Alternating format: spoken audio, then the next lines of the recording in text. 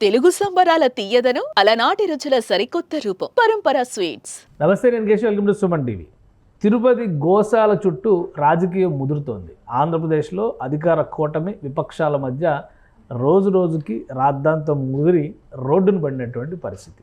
విపక్ష నాయకులని గోశాల సందర్శించడానికి సవాల్ విసిరారు టీడీపీ ఎమ్మెల్యేలు. అలానే గోశాల సందర్శించడానికి మంది మార్బలంతో వెళ్లే ప్రయత్నం చేశారు వైసీపీ నాయకులు. అసలు గోశాలలో ఏం జరుగుతుంది? ఆరోపణలు ప్రత్యారోపణల మాట పక్కనుంచితే నిజంగా గోశాలలో దేవుడి మీద భక్తితో ఇచ్చినటువంటి ఆవులకి అన్యాయం జరుగుతుందా? విశ్లేషించేటువంటి ప్రయత్నం చేద్దాం. మనతో పాటు అనలిస్ట్ చంద్ర శ్రీనివాస్ గారు. నమస్కారం. చంద్ర శ్రీనివాస్ గారు, ఈ గోశాల చుట్టూ రాజకీయం నిన్నంతా చూసాం. రోడ్డుపైకి వచ్చి నాయకులు, ఎంపీ, ప్రజెంట్ ఎంపీ, మాజీ మంత్రులు, మాజీ ఎమ్మెల్యేలు వీళ్ళందరూ ఒకవైపు, ఇంకోవైపు నుంచి కూటమి వైపు నుంచి పోలీసుల ఎస్కార్ట్తో గోశాల చూపిస్తాం రండి అని చెప్పని పిలుపులు. అసలు ఏం జరుగుతుంది? ఎందుకు గోశాలకి సంబంధించి కానీ గోశాల చుట్టూ కానీ రాజకీయం ఎందుకు ముదురుతుంది ఏపీలో? మీరు చెప్తుందంతా ఒక ఎత్తు అయితే, ఈ మధ్య ఈ 1 వీక్ నుంచి హిందూ ధర్మ పరిరక్షకుడు మా జగన్ అని ప్రచారం జరుగుతుంది. ఇదొకటి ఉందా? ఎప్పుడు లేని విధంగా.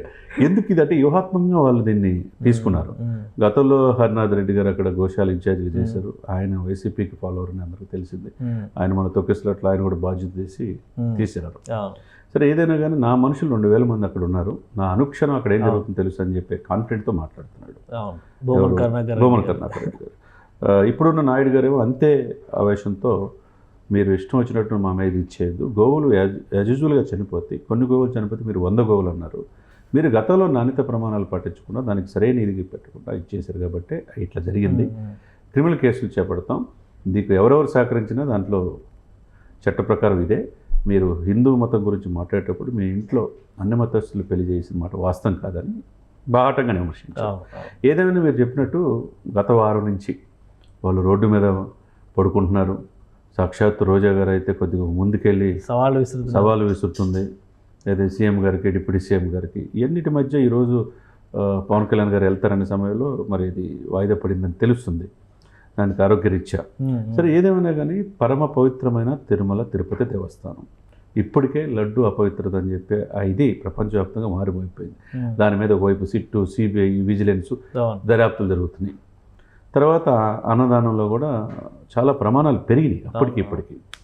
సరే, భక్తులు కూడా హ్యాపీగా ఊపిరి పీల్చుకుంటున్న సమయంలో వాళ్ళు ఏమి మెరుగైన సదుపాయాలు కల్పిస్తుంది ఈ కూటమి ప్రభుత్వంలో.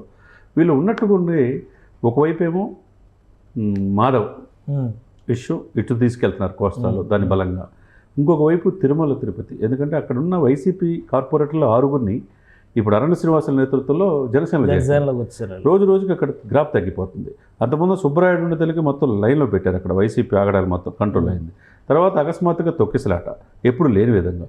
ఇప్పుడు మళ్ళీ గోవులు పరమ పవిత్రంగా ప్రతి హిందువులు దేవుడిగా భావిస్తారు సార్. మరి అటువంటి గోవులు దానం చేసేవాళ్ళు చాలా. కానీ అసలు ఇప్పుడు గోమాత, హిందూ ధర్మ పరిరక్షణ, అలానే తిరుమల పవిత్రత ఇవన్నీ పక్కన పెడితే పూర్తిగా తిరుపతిలో కానీ తిరుమలలో కానీ రాజకీయం రాజ్యం వెళ్తున్నట్టుగా కనిపిస్తుంది. ఎందుకు ప్రభుత్వం అదుపు చేయడంలో విఫలమవుతుందా, లేదంటే వ్యూహాత్మకంగా విపక్షం ఈ విషయంలో ఎడ్జ్ తీసుకునేటువంటి ప్రయత్నం? ఇప్పుడు గోశాల చుట్టూ జరుగుతున్న రాజకీయం అంతా అదే. ఎందుకంటే ఇంకో విషయం కూడా చెప్తున్నారు, విజిలెన్స్ ఎంక్వైరీ ఏదో జరుగుతుంది, దాన్ని సైడ్ ట్రాక్ చేయడం కోసమే ఈ డ్రామా చేస్తున్నారు విపక్ష నేతలు అని చెప్పని అంటున్నారు. అసలు ఏం జరుగుతుంది? మరి అది కూడా కావచ్చండి. ఇక్కడ ఏంటంటే అంతకుముందు ధర్మారెడ్డి గారు అరాచకాలు ఏం చేసింది అందరూ తెలిసిన విషయం. ఆయన మీద కూడా విచారణ జరుగుతుంది. లేకపోతే విశాఖ శారదా పీఠానికి నిబంధనల విరుద్ధంగా ఏం చేశారో తెలిసిన అంశమే. ఇవన్నీ కూడా ఎవరు చేశారు? గత ప్రభుత్వంలో జరిగినాయి కాదా? ముంతాజ్ హోటల్ నిర్మాణంకు ఎవరు అనుమతి ఇచ్చింది? అందరికి తెలిసిన అంశమే. ఇవన్నీ కూడా 7 కొండలను అపవిత్ర చేసే క్రమంలో అనేక రకమైన ఇది జరిగింది. ఇప్పుడు వీళ్ళు ఏం చేస్తున్నారంటే ఈ మధ్య కొంతమంది అన్ని మతస్థులు, క్రిస్టియానిటీ వాళ్ళు కొంతమంది వెళ్ళటం, చెప్పులు తేలటం, ఇవన్నీ కూడా భక్తులు చేసిన తప్పులకి ఈ కూటమి ఏం చేస్తున్నట్టు ప్రశ్నిస్తున్నారు. అదేవిధంగా ఈ కూటమి ఎలక్ట్ ఉందా లేదా? 11 మందిని అక్కడ సస్పెండ్ చేశారు ఆ చెప్పులు వేసుకుని వెళ్ళారు. అసలు ఇప్పుడు చెప్పులు వేసుకుని అట్లా లైన్లో వెళ్తుంటే ఏం చేస్తున్నట్టు? సార్, ఈ ప్రభుత్వం చెక్కింగ్ ఉంటుంది కదా, చెక్కింగ్ 4-5 లేయర్లు ఉంటాయి సార్. అక్కడ స్పెషల్ విజిలెన్స్ వాళ్ళు ఉంటారు, స్పెషల్ ప్రొటెక్షన్ ఫోర్స్ వాళ్ళు ఎప్పటికప్పుడు ఇచ్చేస్తుంటారు. చెప్పులు వేసుకెళ్తుంటే ఏం చేస్తున్నట్టు? అది కూడా తప్పు కదా. వీళ్ళు అనవసరంగా వీళ్ళకి ఆయుధాలు ఇచ్చినట్టు అనిపిస్తుంది. ఇకపోతే ఇప్పటికే 60 సంవత్సరాలు ఎప్పుడు లేని విధంగా తొక్కిసలాట్లో 6 చనిపోతే క్షమాపణ కోరాడు డిప్యూటీ సీఎం గారు పవన్ కళ్యాణ్ గారు. పవన్ కళ్యాణ్ గారు.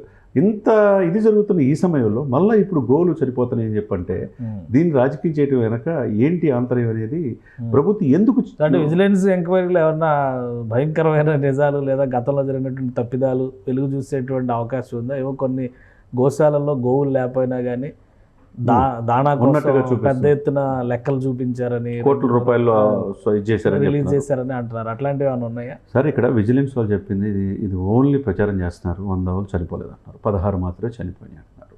అదే క్రమంలో వీళ్ళు గతంలో దానికి దానాలు ఇచ్చే సమయంలో కూడా నాణ్యత ప్రమాణాలు ఒప్పించుకొని చేయబట్టి అనేక చనిపోయి వీళ్ళు కారణం అంటున్నారు. అసలు గోశాలను విచారణ చేసేసి అసలు ఏం జరిగిందో తెలియజేయాల్సిన బాధ్యత ఈ ప్రభుత్వాన్ని ఉంటుంది. గతంలో హరినాథ్ రెడ్డి కావచ్చు, ఇంకొక రెడ్డి గారు కావచ్చు, ఎవరు సహకరించినా దోషులే. ఇప్పుడు నా మనుషులు 2000 మంది ఉన్నారు, నాకు అనుక్షణం వస్తుందని చెప్పి ఆ కాన్ఫిడెంట్తో ఆయన చెప్తున్నాడంటే ఇంకా ఏ విధంగా పైన తిరుపతి తిరుమల వాళ్ళ చేతిలో ఉందా? రిక్రూట్మెంట్ అంతా ఆయన చూసారు, ఆయన చూసి వాళ్ళ సోదరుడే దానికి ఇన్ఛార్జ్గా ఉన్నారంటే ఇంకా దీన్ని బట్టి చంద్రబాబు నాయుడు గారు, పవన్ కళ్యాణ్ గారు కూడా ప్రత్యేకంగా దృష్టి పెట్టాలా. ఇది రోజు రోజుకి అంటే మీరు అన్నట్టుగా ఇప్పుడు 100 గోవులు చనిపోలేదంటే ఇవి కేవలం రాజకీయ ఆరోపణలు అంటే భానుప్రకాష్ రెడ్డి గారు ఆల్రెడీ కంప్లైంట్ ఇచ్చారు. బీజేపీ కరుణాకర్ రెడ్డిని అరెస్ట్ చేస్తారా? క్రిమినల్ కేసు పెట్టమని చెప్పి ఫైల్ చేయమన్నారు. మరి అరెస్ట్ చేస్తారనేది కూడా చూడాలా. ఆ అరెస్ట్ చేయడానికి సంబంధించిన ఎవిడెన్స్ వీళ్ళ దగ్గర ఉంటే అరెస్ట్ చేయొచ్చు, వాళ్ళ విధులు ఆటంకం కలిగి. ఏదైనా కానీ తిరుమల తిరుపతి రాజకీయాలు మాట్లాడడం రాజకీయాల వేదిక కాకూడదు సార్. ప్రతిదానికి వీళ్ళు హిందూ ధర్మం అంటే వాళ్ళు హిందూ ధర్మాన్ని కౌంటర్ చేసే ప్రయత్నం చేస్తారు. ఒకవైపు ఏంటంటే ఆయన ఎప్పుడు లేని విధంగా డిక్లరేషన్ మీద ఆయన జగన్మోహన్ రెడ్డి గారి సంతకం పెట్టకపోవటం ఒకటి, ప్రతి సంవత్సరం పట్టు వస్త్రాలు సమర్పించాల్సింది భారతి గారు వీళ్ళు ఎలగపోవటం 2, 3 ఇక్కడే ఇంట్లోనే తాడేపల్లి ప్యాలెస్లో సెట్ వేసుకొని చేసుకోవటం. ఇవన్నీ ఏంటంటే హిందువుల్లో రోజు రోజుకి క్రమేపీల గ్రాఫ్ తగ్గుతుందనే భావనతో హిందూ పరిరక్షకుడే మా జగన్ గారు అని చెప్పి ప్రచారం చేస్తున్నారు. అది ఏ విధంగా? నువ్వు క్రిస్టియానిటీ తీసుకొని డిక్లరేషన్ మీద కూడా సంతకం పెట్టలేని వాడివి, నువ్వు వెళ్ళలేని వాడివి, హిందూ ధర్మ పరిరక్షకుడిగా ఎలా అవుతావు? అంతే కదండి. ఇది మధ్య డైవర్షన్ పాలిటిక్స్గా తిరుమల తిరుపతి కేంద్రంగా నడుస్తుంది. దీన్ని ఆదిలోని తుంచేయకపోతే దీన్ని పెద్దదైతే ప్రపంచవ్యాప్తంగా హిందువుల మనోభావాలు దెబ్బతినే అవకాశం ఉంది. కాబట్టి యూరోప్ వెళ్ళిన చంద్రబాబు నాయుడు గారు, పవన్ కళ్యాణ్ గారు ఎక్కడున్నా ఇమ్మీడియట్గా ఇక్కడ తిరుపతి తిరుమలని పవిత్రత కాపాడాల్సిన బాధ్యత వీళ్ళ మీద ఉన్నది. దీన్ని పెద్ద చేసేవాళ్ళు ఉంటే దీని వెనక కుట్ర ఎవరున్నారంటే నిర్దాక్షిణ్యంగా కేసు ఫైల్ చేసి ఆధారాలు ఉంటే లోపలేయాల్సిందే. అందుకే రోజు రోజుకి పెద్ద చేస్తుంటే ఒక రకమైన హిందువుల్లో అభద్రతా భావం అనేది ఎక్కువ అవకాశం ఉంటుంది. రైట్. థ్యాంక్ యూ శ్రీనివాస్ గారు. ఇది తిరుమల చుట్టూ రాజకీయం చేసేటువంటి ప్రయత్నం విపక్షం చేస్తుంది. కట్టడి చేయడంలో కానీ లేదా ప్రభుత్వ వర్గాలకు అనుకూలంగా వ్యవహరించడంలో కానీ ఉద్యోగులు ముఖ్యంగా అవతలి పక్షం వైపు నిలబడుతున్న సంకేతాలు కనిపిస్తున్నాయి. గోశాల చుట్టూ ప్రస్తుతం నడుస్తున్న రాజకీయం ఇక ఒక మోతాదు మించితే కనుక అందరి మనోభావాల్ని గాయపరిచే సందర్భంగా మారే అవకాశం ఉందని చంద్ర శ్రీనివాస్ గారు విశ్లేషిస్తున్నారు. ఆధారాలు ఉంటే తక్షణం అరెస్ట్ చేయాల్సిన దిశగా అడుగులు పడాలని ఆయన సూచిస్తున్నారు. ఇది special discussion. Keep watching. Suman టీవీలో మీ పర్సనల్ అండ్ బిజినెస్ ప్రమోషన్స్ కోసం కింది నెంబర్కి కాంటాక్ట్ చేయండి.